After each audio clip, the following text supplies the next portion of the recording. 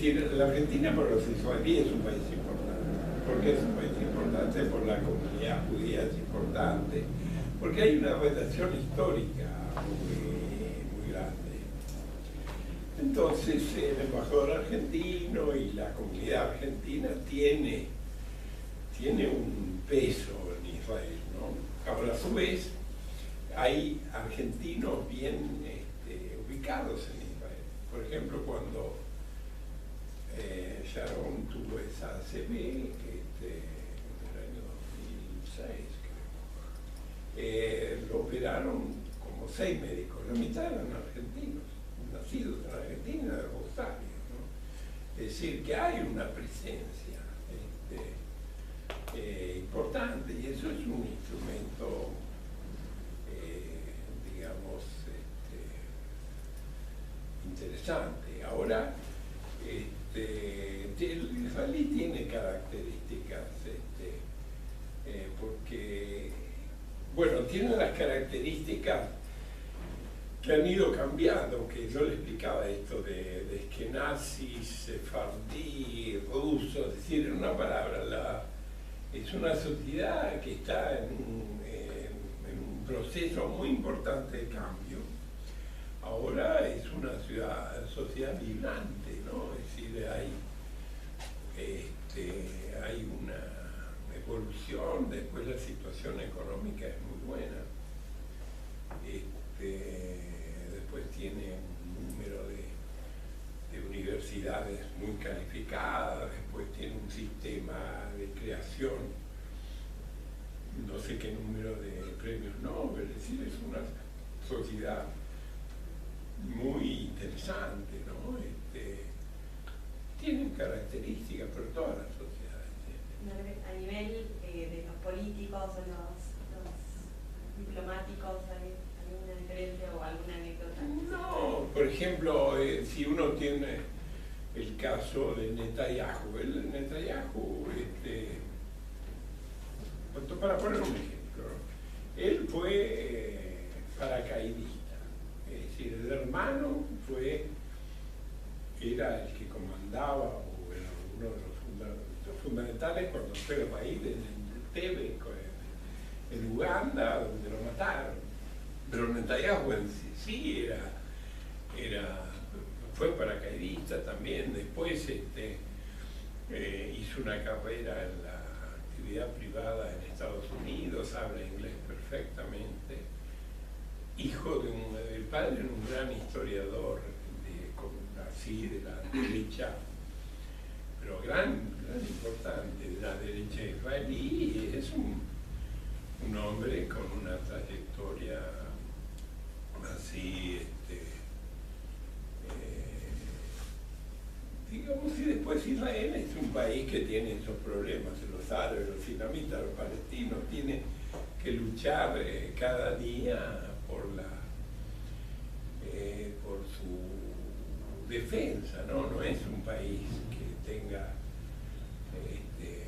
su situación solucionada después, pero si todo el mundo va al ejército, salvo los de origen árabe, mujeres, varones, y bueno, eso crea una sociedad que tiene otras características que otras sociedades por el compromiso, pero es un compromiso adquirido voluntariamente, ¿no? Y no crea códigos de conducta distintos, ¿no? Sí. Eran dos preguntas sobre lo que estaba hablando en orden del verso. Primero le había preguntado sobre el tratado, después sobre Irak. Usted habló sobre la implicación de Hezbollah y de una conexión local. Esa conexión local, o sea, ¿puede haber alguna coincidencia? Sobre todo, Menem era miembro, pero sobre todo la familia Shoma del partido Ba'ath en Siria, de la facción chiita, que es el mismo partido que es la facción suní, era la de Saddam Hussein en Irak, y bueno, y es sabido que la familia Shoma era simpatizante del partido Ba'ath en Siria, pasaban mucho dinero y Menem también. relación del partido Baath Sí. con Hezbollah? Bueno, yo diría, con Siria es cierto. Es decir, Menem tenía compromiso con los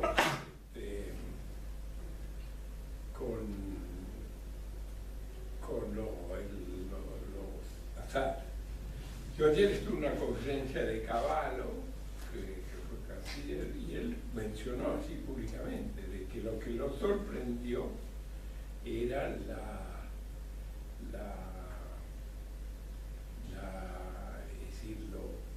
existencia de un entendimiento entre Menem y la dirigencia siria. Ahora, de Hezbollah, Hezbollah es otro negocio, porque Hezbollah, como yo decía, es un grupo chiita que va ganando posiciones en el Líbano y que en realidad responde sobre todo a Irán. Y ahora está peleando en Siria, pero porque sus intereses son, porque es lo que se llama el arco chiita, es decir, el arco chiita es Irán, sigue a Siria y termina en el Líbano. Entonces hay una serie de intereses porque los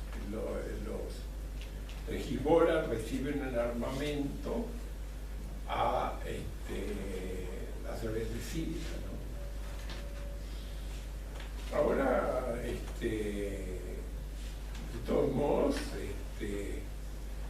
el que era el cerebro de esa operación es, yo me acuerdo, es con él en Miami o una cosa así. Estaba Monser Alcázar en la aduana, que la... Sí, no, ha habido, ha habido...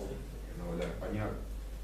Sí, pero lo cierto es que yo diría que mi conclusión es de que Hezbollah lo ejecutó, que los iranitas lo tuvieron que ver. Lo que yo no sé si porque por lo que yo he estudiado, las decisiones en Irán y no son lineales, ¿no? En lo que sean operativos de atentados y cosas así, a veces es muy confuso.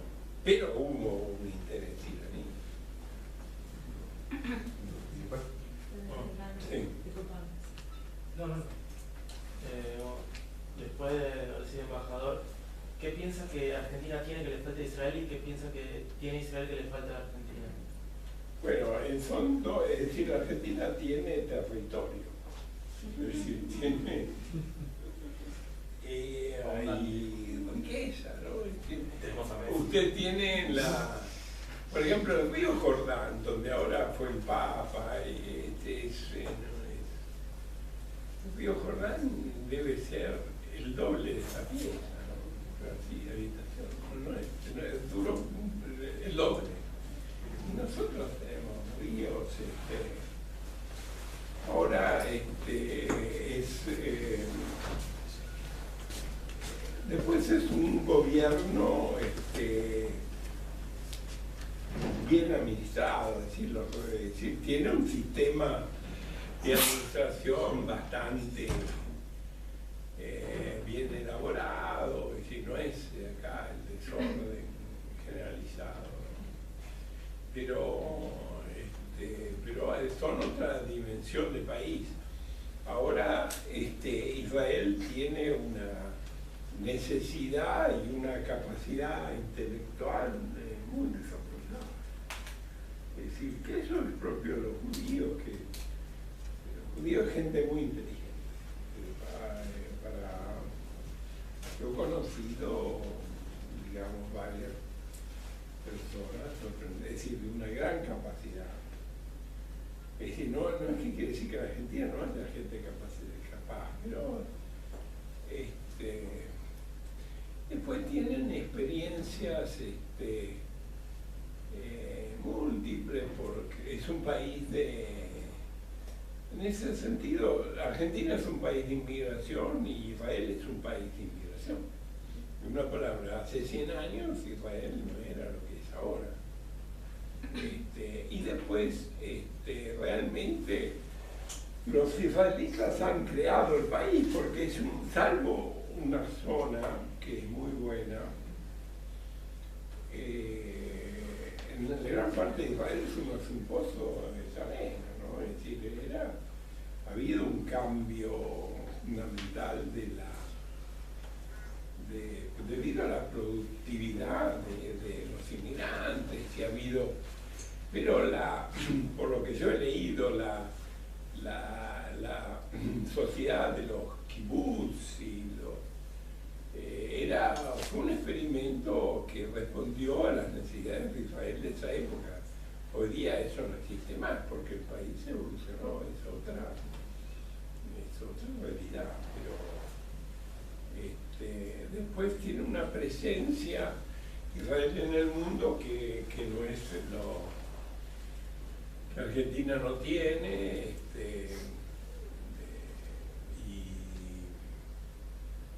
y ahora porque el mundo, la característica del mundo de hoy es que es un mundo globalizado, es un mundo donde antes había la superpotencia que es Estados Unidos. Estados Unidos fue una prioridad en el año 90 prácticamente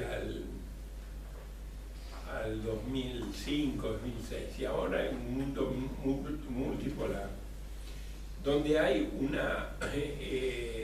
donde existe una gran inestabilidad. Y ustedes, si se fijan, por ejemplo, esta crisis que tiene ahora lugar en Ucrania es propio de la inestabilidad, de una crisis complicada. Entonces, Israel es un país que está mejor preparado para luchar en un mundo inestable. Y la Argentina, además de la crisis, porque Argentina es un país que tiene una crisis política seria, y además en un mundo inestable, digamos, nosotros difícil que podamos funcionar bien, salvo que se haga un gran esfuerzo y con un gran liderazgo, que podamos competir en un mundo inestable, a pesar que es un país que tiene todas las condiciones, si estuviera bien administrado, para competir, porque es un país que no tiene demasiada población, tiene recursos agrícolas importantes, tendría que tener recursos energéticos y tiene una sociedad que podría dar más, pero habría que hacer un gran esfuerzo. Sí. Volviendo al tema después de la experiencia virtuosa, ¿qué herramientas, qué estrategias cree que puede seguir la Argentina para comprometer a Irán una negociación seria respecto de la causa? Y yo creo que no existe. Lo que pasa es que hay, digamos,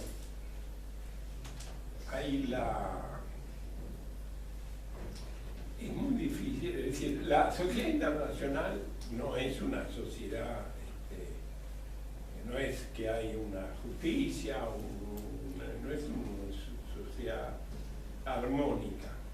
Entonces la forma de llegar a un acuerdo es si existiera un compromiso de los iraníes de querer buscar la verdad.